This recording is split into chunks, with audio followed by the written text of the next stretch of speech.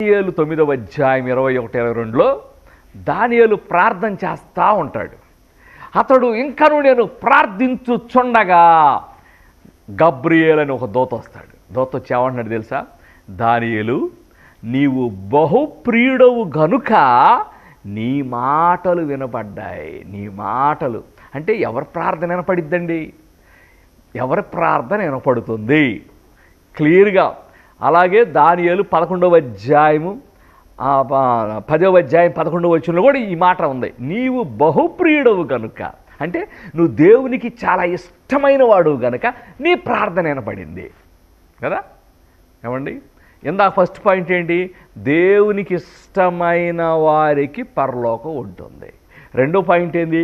దేవునికి ఇష్టమైన వారి ప్రార్థన వినబడుతుంది.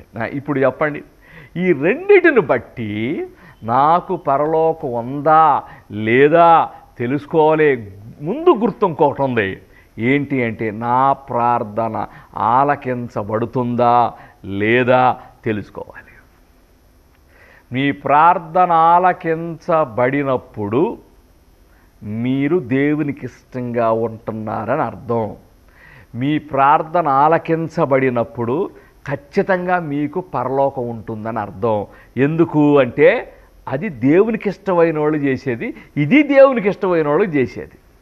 దేవునికి ఇష్టమైన వారి ప్రార్థన ఆలకిస్తాడు, దేవునికి ఇష్టమైన వారికి పరలోకంలో స్థానం ఇస్తాడు.